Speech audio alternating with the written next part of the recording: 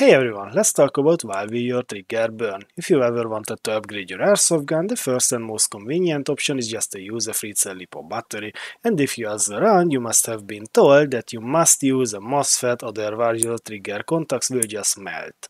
With more than one mainline M4s and AKs coming with an ETU or an FCU, this is an issue that's slowly fading away. Otherwise, if you are still having a non-everyday gun, this is an active problem that you have to take care of. To learn the reason behind this, we have to learn a few things about brushed DC motors without getting too much into the details. A brushed DC motor can act as an energy storage device, and during operation it charges up and stores energy in two major forms. One is the rotational energy of the rotor, and the second one is the inductance of the armature coils. When we disconnect the motor from the battery, it will begin to discharge all of its energy. The rotational energy of the rotor will create something called the back electromotive force, which is a voltage just under the battery voltage during operation. The inductance of the coils is the more dangerous one because an inductor is an energy storage device that opposes the change of current.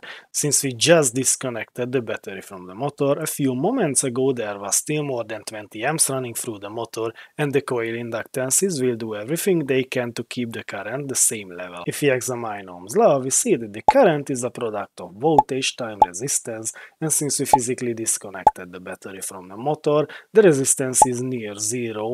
That means the only option for the inductor to keep the current on the same level is to kick up the voltage really high, and we can usually expect more than 120 volts. The size of this voltage spike purely depends on the current that was running through the motor during operation. Weaker motors draw more current and stronger motors draw less current to keep turning.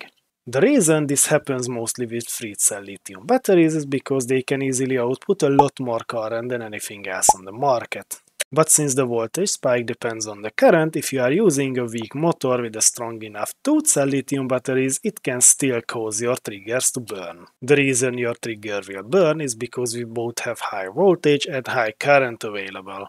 We are still just a few moments after releasing the trigger and the copper plates are still really close to each other.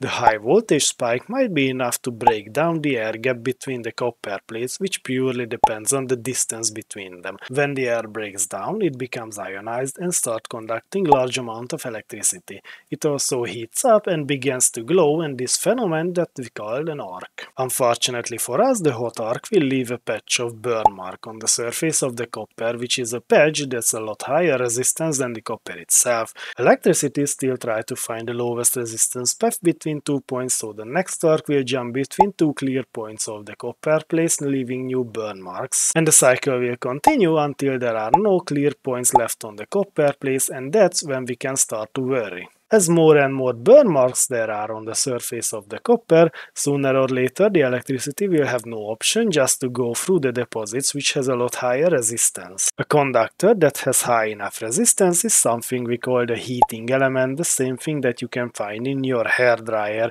At one point, when the copper plates are damaged enough, they will easily generate more than 200 degrees Celsius, which is the melting point of ABS plastic, and that's when it will do irreversible damage to your trigger assembly.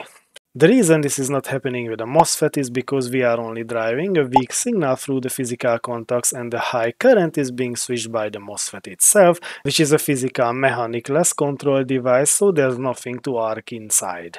I hope you like this video and see you next time.